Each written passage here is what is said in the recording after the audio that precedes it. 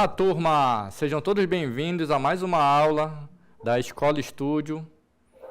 Hoje a nossa disciplina será Ciência da Computação, tá? O nosso curso é Programação de Jogos Digitais, disciplina Ciência da Computação. Hoje vamos ter a oportunidade de ver assuntos relacionados a sistemas operacionais e software de escritório. O que nós vamos ver nessa aula? Vamos ver conceitos de sistemas operacionais, fabricantes de hardware, sistema operacionais de acordo com o fabricante, qual a relação que tem entre um hardware que é comprado por um fabricante e um sistema operacional que vem nele, software de escritório e, por último, vocês vão ter um bônus. A gente vai fazer um comentário sobre software livre e software proprietário. Mas aí vamos pensar juntos. Quem foram os pioneiros na fabricação de sistemas operacionais? Vocês que têm os smartphones aí na mão de vocês, vocês sabem me dizer quem iniciou tudo isso? Quem foram os precursores do sistema operacional que hoje vocês utilizam?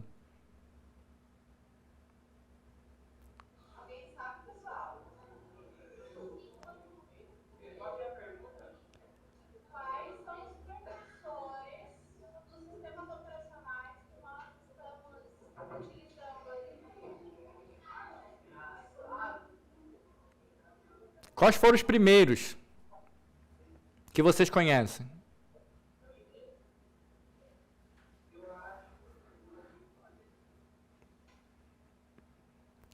Bora, fala comigo, turma. Solta a voz. Quais são, pessoal? Vocês sabem quais são os sistemas operacionais que nós temos hoje em dia?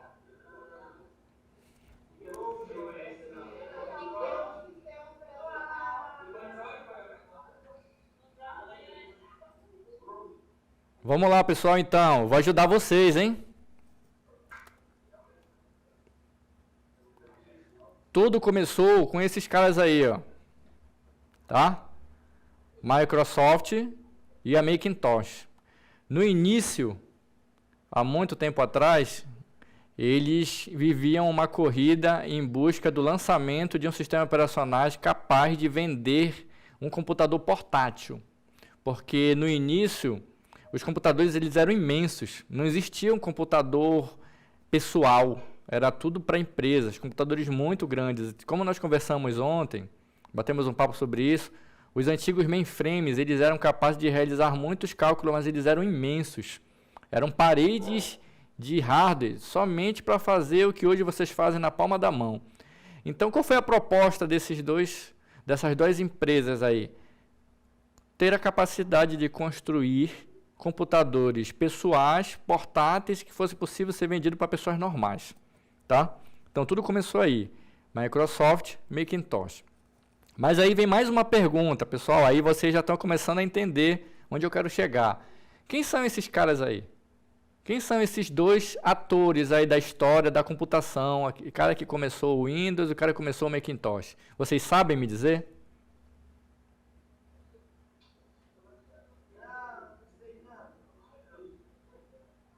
Não sabe, né? Então eu estou aqui para falar para vocês, tá? Olha aí, quem fundou a Microsoft? Bill Gates. Esse nome é muito conhecido, né? Vocês conhecem da mídia, conhecem dos jornais, conhecem das redes sociais. Mas esse cara aí, ele revolucionou o mundo do sistema operacional e dos computadores pessoais, tá? Só que tem um detalhe. Teve uma outra linha aí, um outro cara chamado Steve Jobs, que também veio nessa mesma pegada, tá? E aí depois a Macintosh, né, ela evoluiu para a empresa Apple, que vocês todos conhecem. Só que tem um detalhe, tem uma grande discussão aqui que eu não vou me aprofundar, mas fica como curiosidade. O Macintosh, o projeto inicial era do Steve, era da equipe do Steve. Só que há rumores, não foi comprovado, mas a história conta que eles trabalharam juntos. O Bill Gates e o Steve trabalharam juntos no início. Oi. Você consegue repetir? A internet da escola não está funcionando muito bem.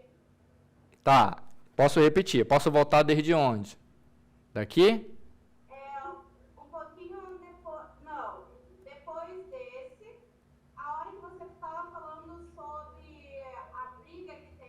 Ah, tá, beleza, tá? Ó, isso é curiosidade, pessoal.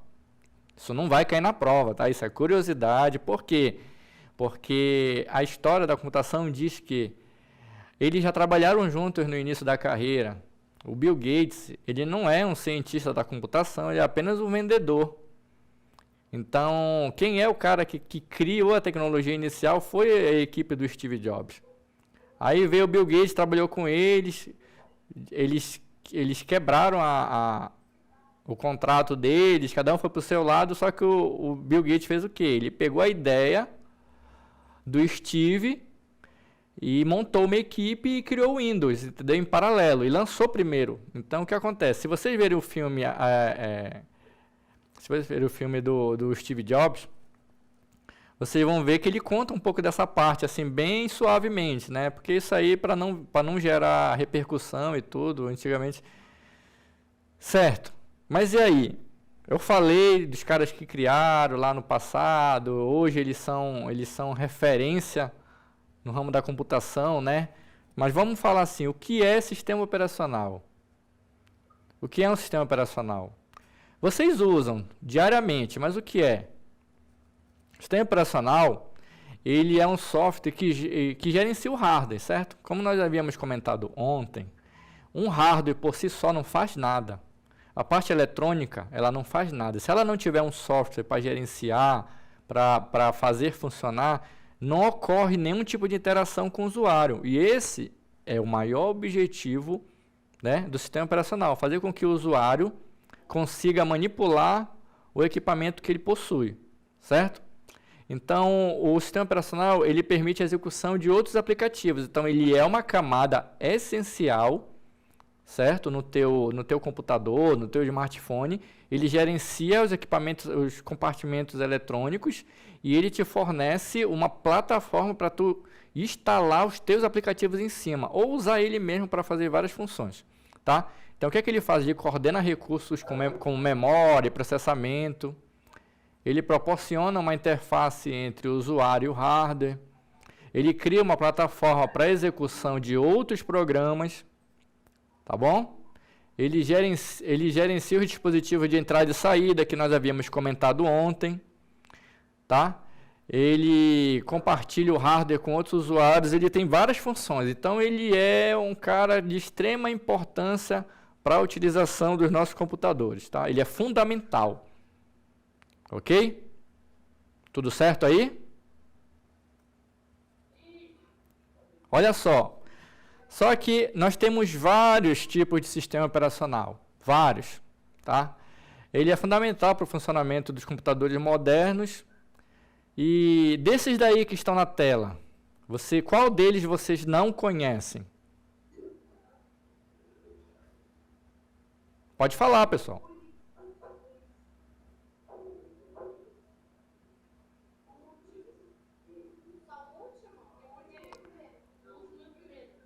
Tá, olha só.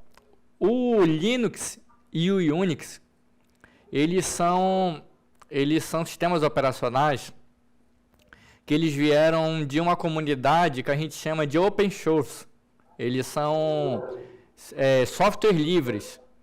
Então, enquanto o Windows ele é um software proprietário que ele cobra licença para funcionar, aí veio uma comunidade e falou assim, ó, eu não quero pagar licença. Eu não quero ter custo para utilizar o meu hardware. Aí veio uma comunidade de desenvolvedores e criou a comunidade Unix. E o Unix, ele é a base para várias distribuições, como o Linux, Fedora, Red Hat. Então, entenda como o sistema operacional da linha Unix, que é o Unix aí, eles são software que fazem a mesma função do Windows, que vocês conhecem, só que ele não paga licença. Ok? Vamos lá. Esse computador que eu estou usando aqui, daqui da equipe, ele utiliza Linux. Nós não pagamos licença para utilizar. Pode perceber que ele faz a mesma função do Windows. Ok? Manuel, você pode só esperar um pouquinho, por favor, para conversar com a turma? Ok. Desculpe incomodar a aula.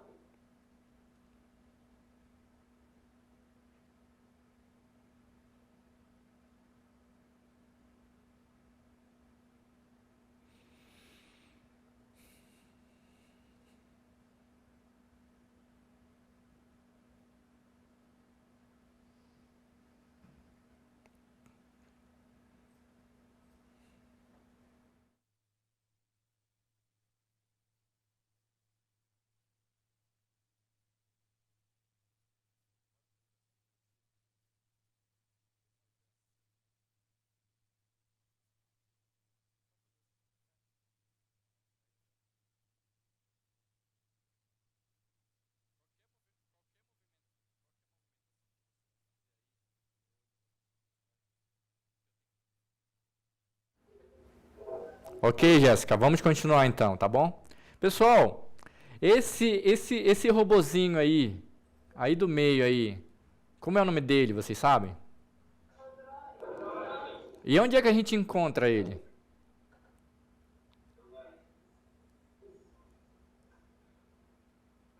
Onde é que ele está instalado? Exatamente, a maioria de vocês estão com ele no bolso, tá bom? O macOS, esse macOS aí, ele é da Apple, tá? E a gente já vai falar sobre ele. Ele é também um sistema operacional. Vamos em frente. Olha só, muito interessante.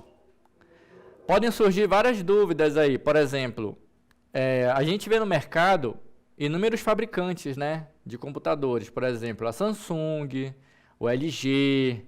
Vocês vão comprar um computador, vocês ficam até em dúvida qual comprar, né? Pode ser o Sony, pode ser o Dell, certo? Aí vocês perguntam assim, beleza, eu vou comprar um computador desse. Qual sistema operacional vai vir? Qual eu vou ter que instalar? Isso aí, qualquer um, tá? Qualquer sistema operacional,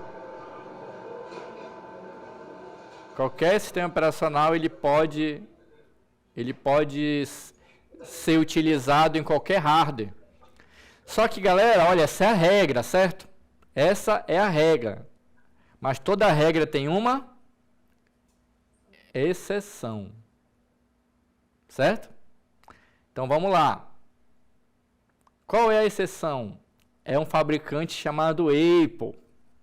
O que é que o Apple faz? O Apple, ele é uma plataforma fechada em que ele constrói o hardware dele e ele obriga a utilizar o sistema operacional dele. Ele é totalmente fechado. Então, se você for comprar um macOS, um iPhone, um iPad, vocês vão ter que utilizar o sistema operacional do MacBook é o macOS. O sistema operacional do iPhone é o iOS. Então, essa aí é a exceção. Fora isso, qualquer outro computador você vai poder instalar o Windows, Linux, qual que você desejar. Ok? Olha aí os fabricantes. Nós temos muitos fabricantes. Isso é excelente para a gente, para nós consumidores que vamos comprar. Por quê? Porque quanto maior a disponibilidade de fabricante no mercado, melhor a competitividade. E quando a gente tem competitividade, a gente tem o quê? Preço. Então, quando tu quer comprar um notebook, aí tu vai procurar primeiro pela configuração. Eu quero um computador, processador i5, 8 GB de memória RAM, 256 de HD. Aí tu vai procurando, só vai escolhendo o fornecedor que tem disponível essa configuração. E pelo fornecedor também vai ter o preço. Então tu pode comprar um computador mais barato e com a mesma performance. O sistema operacional. Pode colocar o Windows, pode colocar o Linux, pode colocar o Unix, pode colocar um Fedora, pode colocar vários. Certo? Muito bom isso aí. Então, vamos lá. Vamos voltar aqui. Qual sistema operacional pode rodar no meu notebook, no meu computador? Qualquer sistema operacional. Com exceção da Apple, porque ele é um software proprietário, ele é um fabricante fechado, ele não te permite instalar. Tu não pode comprar um MacBook e tentar instalar um Windows, não vai funcionar, ele não vai deixar. Tá bom? Agora vamos falar um pouco sobre software de escritório. O que ocorre? Nós temos o sistema operacional. O que é que o sistema operacional faz? Ele controla os recursos do teu hardware, do teu computador. Ele vai controlar a porta USB, ele vai controlar a funcionalidade da tua tela, ele vai controlar o teu mouse, ele vai controlar o teu vídeo, o teu microfone, tudo. Mas aí ele só faz isso. Aí o que é que ocorre? Dependendo da necessidade do usuário, tu vai ter que instalar os aplicativos. Por exemplo, aqui nós temos aplicativo de escritório muito útil. Quem daqui já utilizou um software de escritório?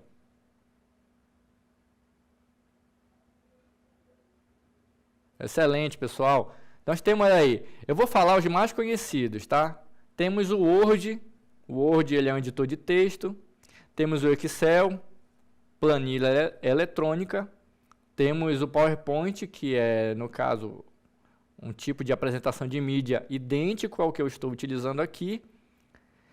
Mas só que o que é que eu estou falando? Eu estou falando de software Microsoft, pacote Office.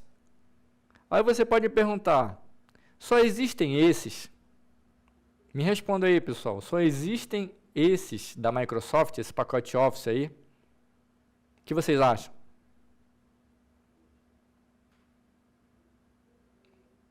Pode falar, é sim ou não? Tá. Olha só, aí do lado do pacote Office, a gente tem um outro fabricante que ele é de código aberto. Porque o Microsoft é de código fechado, então ele é proprietário. Assim como o Windows, se você for instalar o pacote Office da Microsoft no teu computador, você vai ter que pagar pela licença, pagar pelo uso. Então, o que é que acontece? Aí veio aquela comunidade que eu já havia comentado com vocês, que ela desenvolveu um pacote Office sem custo, certo? Sem necessidade de pagar licença, que é o BR Office. Esse BR Office aí, ele tem também um editor de texto, ele tem uma apresentação, que é o multimídia, ele tem uma planilha eletrônica, que é o Library Calc, certo? Então vamos falar mais um pouco sobre eles. Quais as principais funcionalidades?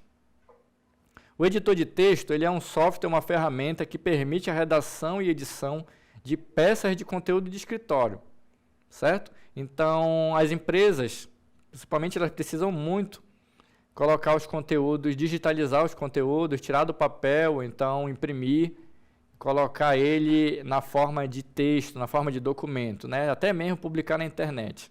Então, eles utilizam muito o Word. Está aí na tua tela, do teu lado esquerdo, um exemplo de uma tela de Word aberta, certo? Com um documento que foi redigido por alguém. Só que aí eu sempre coloco o comparativo, tá? Porque tu não é obrigado a utilizar o Microsoft.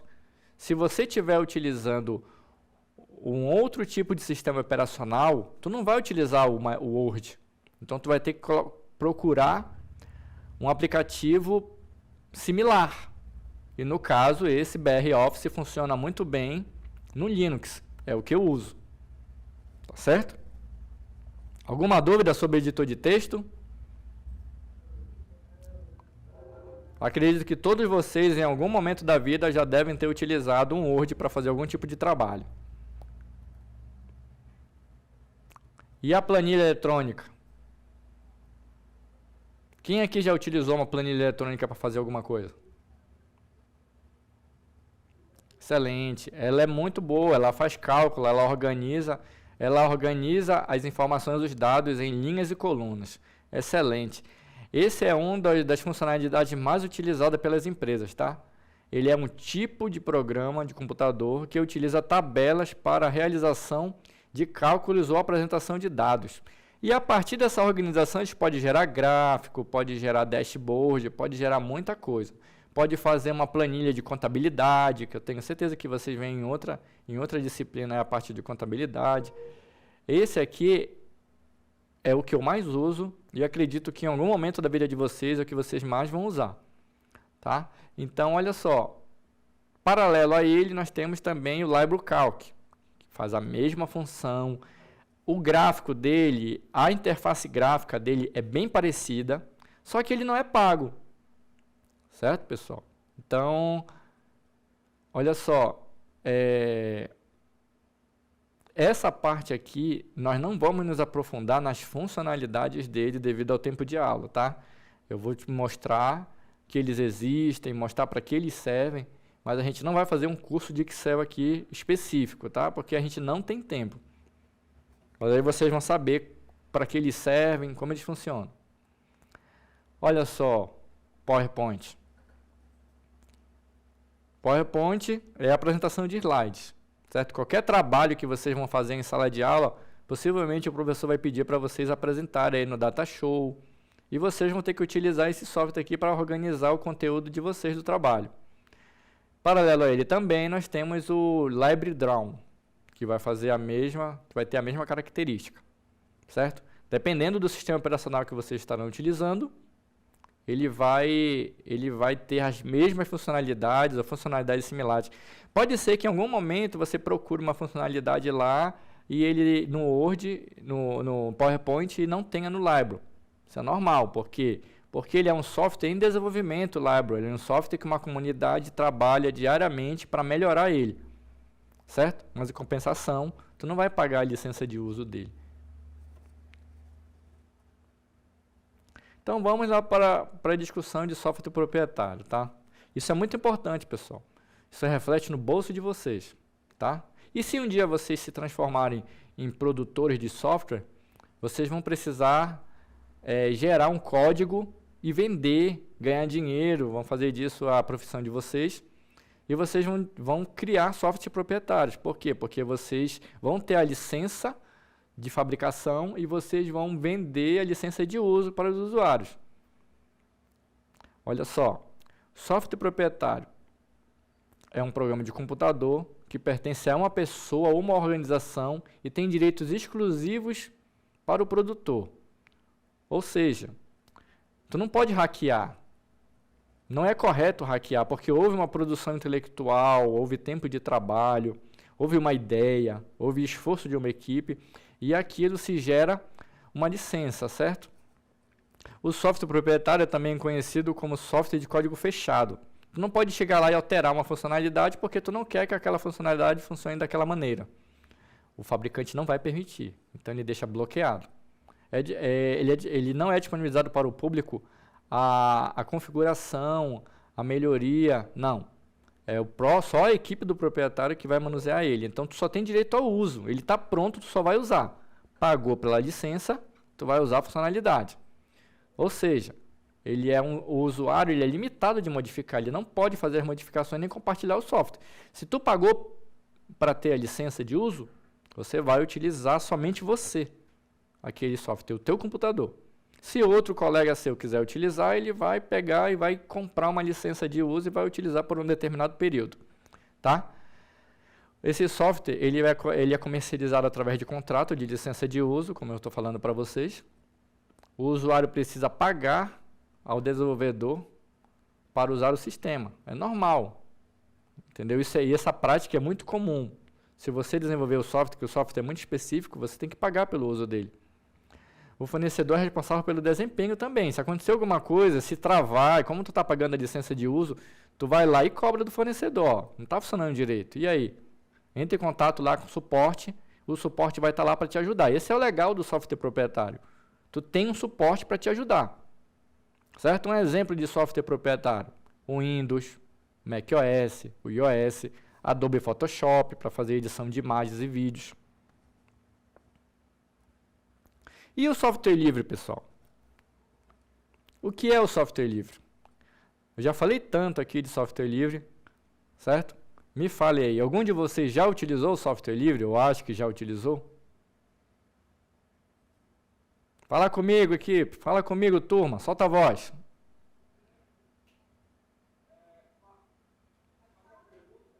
Alguém aí da turma já utilizou um software livre? Me dá um exemplo de um software livre que vocês já utilizaram. É o de escritório? Muito bom, pessoal. Já que vocês já utilizaram, vocês já perceberam que não tem muita diferença, né? Dá para fazer o mesmo trabalho que é feito no Microsoft, dá para fazer no Library, né? Agora vamos lá, vamos conceituar ele, vamos entender por que ele existe, tá bom? Ele é um programa, ele pode ser copiado, ele pode ser usado, modificado, ele pode ser distribuído, ele faz parte de uma comunidade. Ele vai atender a necessidade do usuário, tá? Ele é baseado num movimento político e filosófico que valoriza a liberdade do código. Então, existe o library, aí tem uma funcionalidade, vamos supor, tem uma funcionalidade no Word que não tem no library. Aí vai a comunidade e fala, não, essa funcionalidade é legal. Vamos desenvolver ela para o library? Vamos. Aí a comunidade vai lá, se reúne. Você pode ser um membro da comunidade. Você pode chegar lá e se cadastrar e dizer, eu sou desenvolvedor, eu trabalho numa linguagem de desenvolvimento específica e eu posso contribuir. Eles vão te passar uma tarefa, tu vai lá, faz, teu nome vai ficar registrado lá na comunidade e você vai fazer parte da melhoria daquele software. Isso que é legal. Então, o que ocorre com o software livre? Ele está sempre em constante melhoria. Aí, o que o software proprietário faz? Também fica em melhoria, mas só que ele cobra pela versão. Por exemplo, tu tem o pacote Office 2016. Tu comprou a licença do 2016 e está usando. Legal. Mas aí, tiveram outras funcionalidades que o fabricante foi lá e desenvolveu novas funcionalidades lá no Microsoft Office. Aí ele vai lançar a versão 2024. E aí você vai ter que comprar a nova versão se você quiser usar, tá bom? Diferente do software livre, que quando ele lançar, ele só vai informar, olha, existe uma nova funcionalidade aqui no library, baixem, podem usar, me informem os erros, se vocês encontrarem erros, informem. Então a comunidade está sempre se ajudando no software livre. Aí a pergunta, se der algum problema no software livre, vocês podem exigir que vai ter um suporte? Infelizmente não, pessoal. Imediato não. Que vocês podem apenas informar. Vocês entram na comunidade lá, nos fóruns da comunidade e informam. A funcionalidade X, Y, Z não está funcionando corretamente. Tem como dar uma melhorada? Aí a comunidade vai olhar, realmente não está funcionando, vamos lá. Não tem prazo para melhorar, mas em algum momento ela vai melhorar, entendeu? Vai corrigir. O ruim do software livre é isso, tu não pode exigir. Tu está usando ele de graça e tu contribui informando se tu encontrou algum bug ou não. Beleza? Olha só, os usuários podem executar, copiar, distribuir, estudar, mudar, melhorar o software.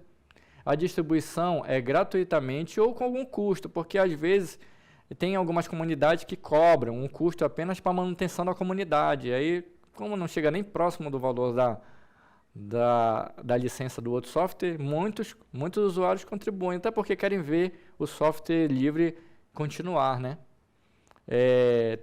Vocês têm acesso ao código-fonte, diferente do proprietário, a gente não tem acesso ao código-fonte, certo? Aqui tem acesso ao código-fonte, qualquer desenvolvedor pode pedir para modificar o software, e o uso do software livre tem muitas vantagens, né? A principal delas é não pagar licença. Aí você pensa assim, poxa, mas uma licença do Windows é R$15 por computador. Beleza, você é um usuário comum. Aí você chega numa empresa que tem 200 computadores. Então você vai pegar esses R$15 e multiplicar por 200 computadores. Então o empresário ele já vai pensar 2 vezes antes de usar um software proprietário, devido ao custo. Ok? Aí eu coloquei aqui 2 exemplos, né? Software livre, que é o Linux, e o pacote Office que roda nele, que é o BR Office. Pessoal, alguma dúvida sobre o conteúdo que foi ministrado até agora? Isso significa que o... Opa, pode perguntar. Só o software livre que pode ser modificado? Sim. Por quê? Porque o software... Eu vou responder. Aqui no conceito, sim, porque o software proprietário, tu não tem acesso ao código. Tá?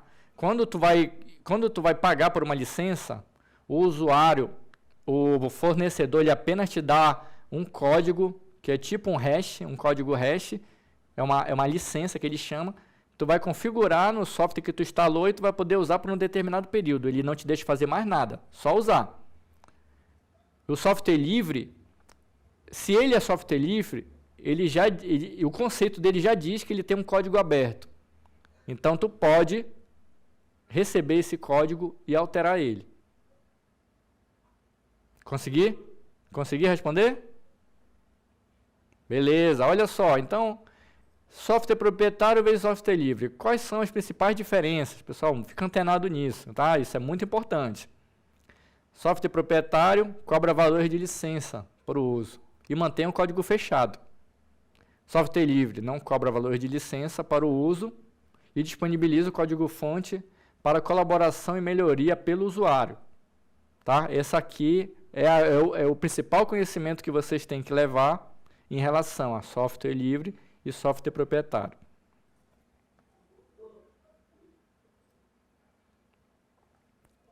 Dispositivos mobile. Vocês estavam torcendo para eu chegar nesse item, né? Vamos lá. Qual o sistema operacional aí vocês utilizam no smartphone de vocês?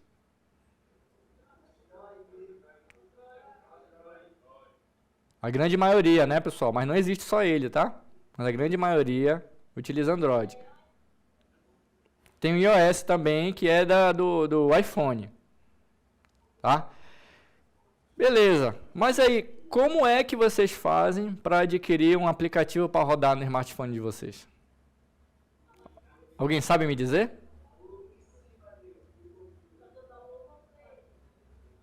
Pode falar. Ó, vou dar uma dica, hein? Questão de prova. Fala aí, eu quero um guerreiro, uma guerreira, eu quero um aluno que está prestando atenção na aula, vai levantar a mão e vai me dizer como é que faz.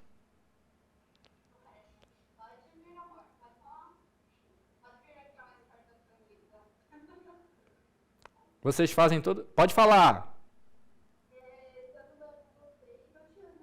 Excelente.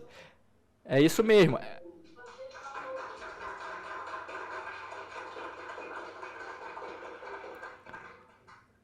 Só que aí, o que é que vocês fazem? Vocês vão lá na lojinha, certo? Aí vocês param para pensar, beleza, eu vou lá no Google Play. O que é o Google Play, que é chamado de Play Store, né? Você vai lá no Play Store e baixa.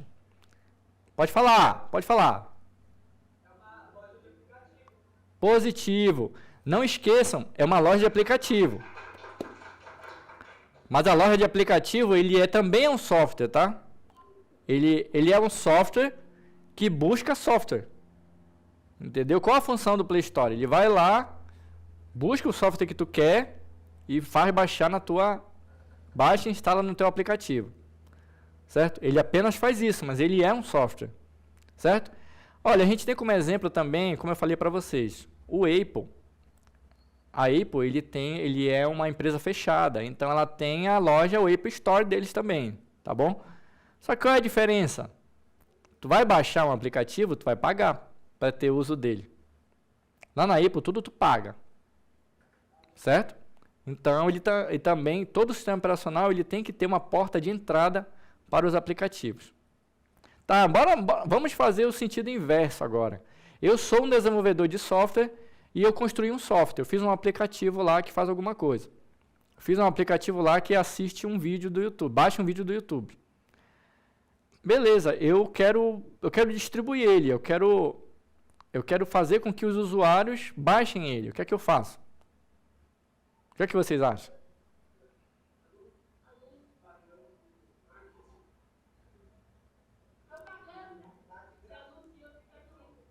Não, olha só.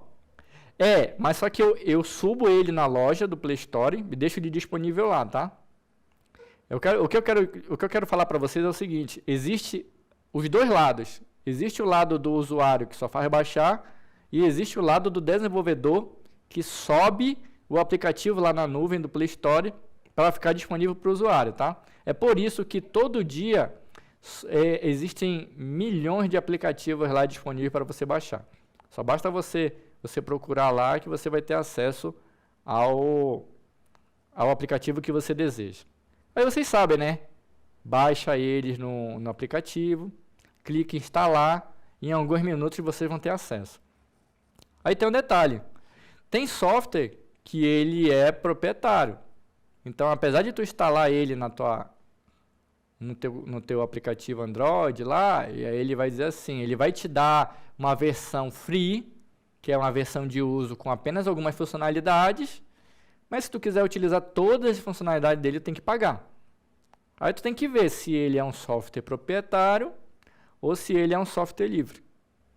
Tá? Mas isso aí, como você já tem um conceito de software proprietário e software livre, vocês vão começar a observar essa característica quando vocês estiverem utilizando os aplicativos de vocês.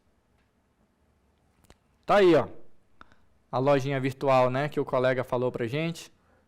Google Play, tu vai lá, olha só. Eu não tenho Instagram, não veio instalado. Digita lá o Instagram, clica aí em baixar e depois clica em instalar. Certo? Através do aplicativo Play Store, no sistema operacional Android, é possível baixar e instalar outros aplicativos disponíveis na loja. Vocês já perceberam que... Pode falar. Não estou ouvindo, está sem áudio. Agora, pode falar.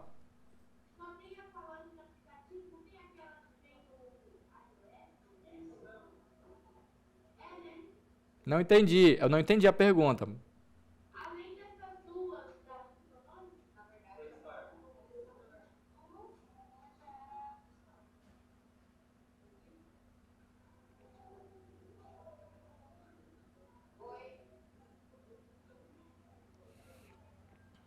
Olha só, as lojinhas virtuais, elas vão depender do sistema operacional que tu está utilizando, tá? Então, sempre tu vai ter pelo menos um canal uma lojinha para tu poder baixar os aplicativos que tu deseja.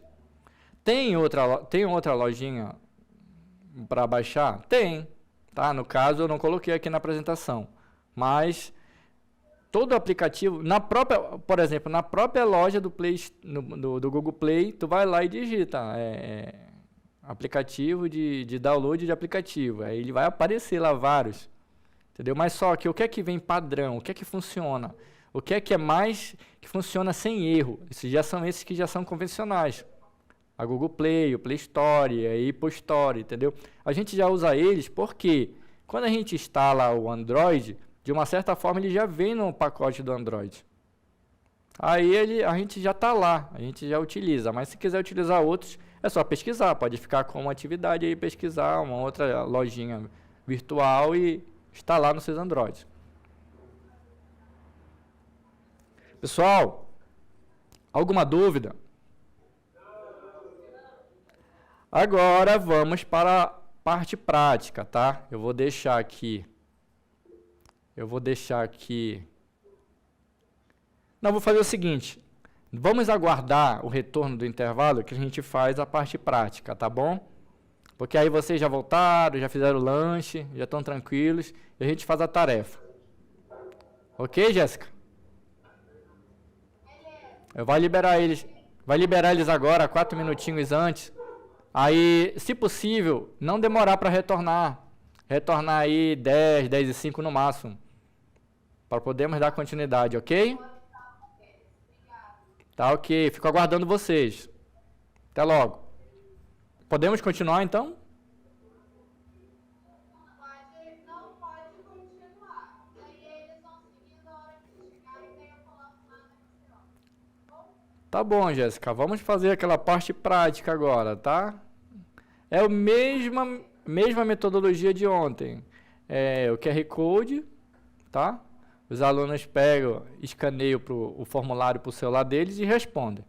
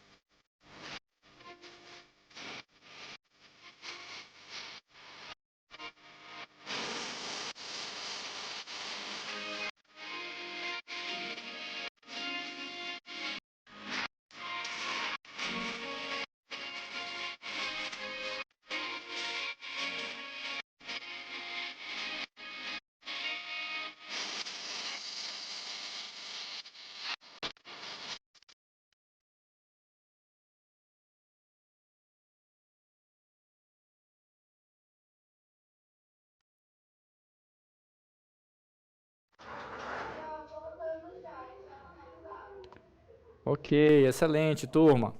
Agora, eu gostaria de passar um vídeo para vocês que eu gosto muito, tá? Primeiro, eu quero que vocês assistam atentamente. Ele está legendado. Quando terminar, a gente vai conversar um pouco sobre ele, ok?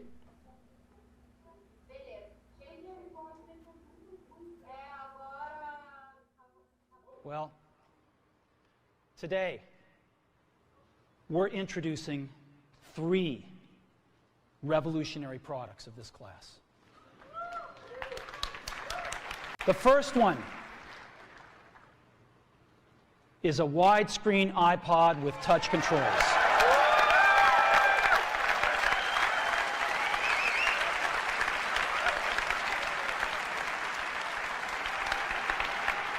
The second is a revolutionary mobile phone.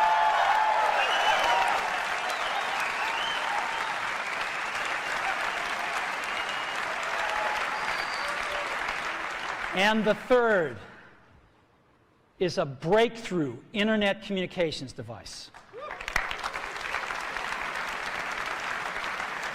So, 3 things: a widescreen iPod with touch controls, a revolutionary mobile phone, and a breakthrough internet communications device.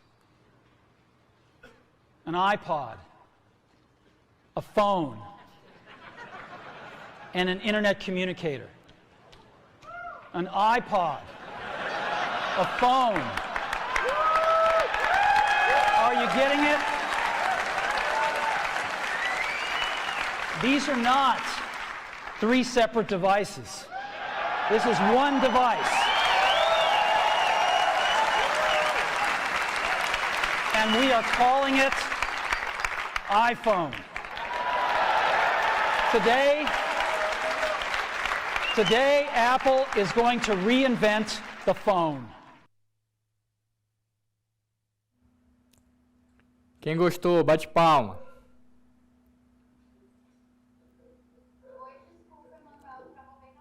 Quem gostou do vídeo, bate palma.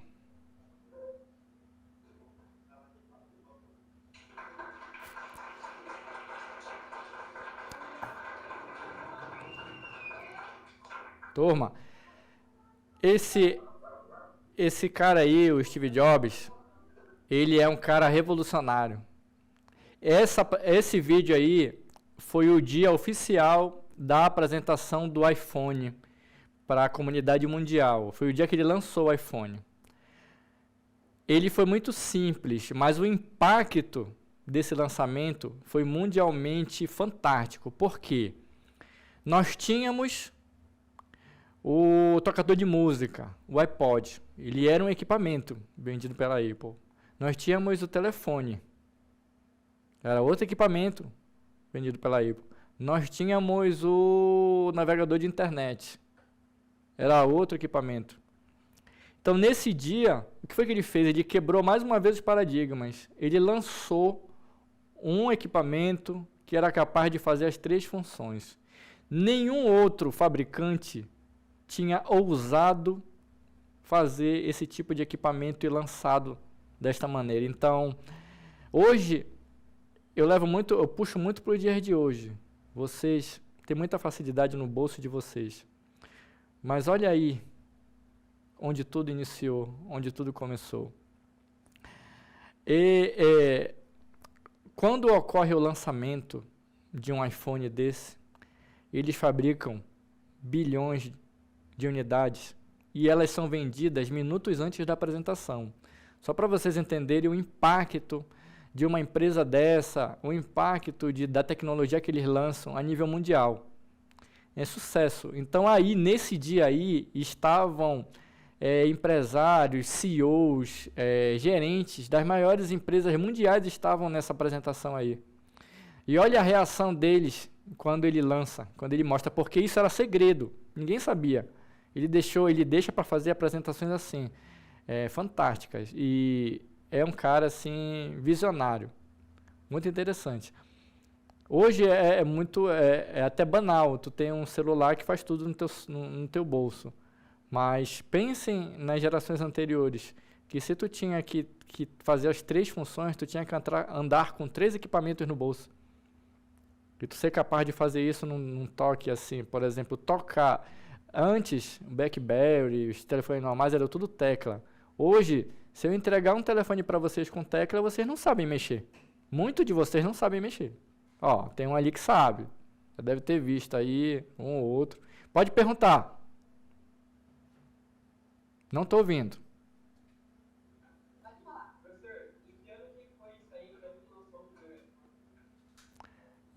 Eu esqueci de anotar. Mas eu vou pesquisar aqui. Eu esqueci de anotar. Mas, sabe? 2007. Minha produção corrigiu aqui. 2007. Ok? Turma. Vamos dar continuidade aqui no material de hoje, tá? Hoje, nós tivemos a oportunidade de acompanhar os conceitos de sistemas operacionais, fabricante de hardware, sistema operacional de acordo com o fabricante, software de escritório e o conceito de software proprietário versus software livre. Pessoal, surgiram dúvidas? Eu quero saber agora. Fala comigo, solta a voz. Dúvidas? Material aí que foi enviado para vocês como questões, tranquilo, né? Tudo dentro do conteúdo. A maioria de vocês aí com certeza não teve dificuldade para resolver, porque está no dia a dia de vocês. Ok?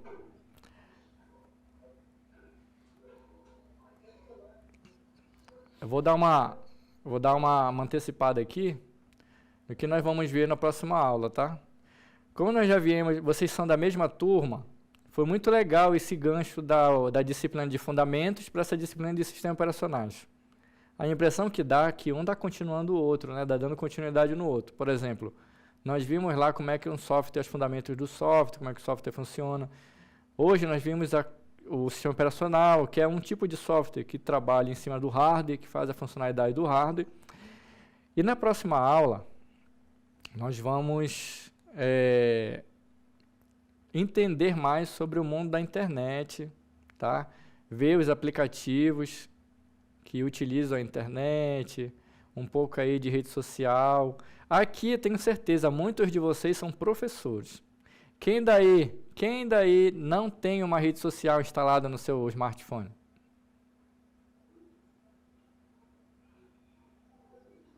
Até eu tenho, Rafael. Olha só. É verdade, não existe, né? Não tem como. É uma forma de identidade, né? Uma forma de tu conhecer o mundo. É fantástico. Pessoal, a gente tem aí 5 minutinhos, 7 minutinhos livre. Quero saber de vocês aí. Alguma curiosidade, alguma pergunta, algo que ficou no ar? Pode falar, eu dedico esses 7 minutinhos aí para vocês me falarem aí como eu posso colaborar ainda mais com a aula de hoje.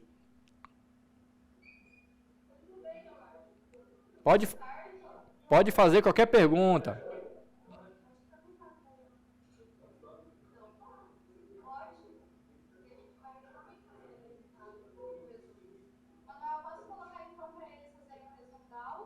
Pode sim. Pode. Aí eu já vou colocar aqui no quadro, então. Tá bom. E daí eles podem ir tirando dúvidas com vocês enquanto eu vou colocando ele no quadro para ver se precisa esclarecer mais alguma coisa das perguntas que eu fizer. Tá bom? Pode sim. Jéssica, turma, voltei. Alguma dúvida, pessoal? Não, eles estão realizando. Muito bem. Turma, eu estou muito feliz pela aula de hoje. Gostei muito da participação de vocês. Gostaria de agradecer a colaboração de todos, tá? E quero deixar bem claro que essa aula eu não faço sozinho. Eu preciso muito da colaboração de vocês. E eu estou muito feliz pela interatividade, vocês participam bastante. O meu muito obrigado, tá? Pela colaboração de todos.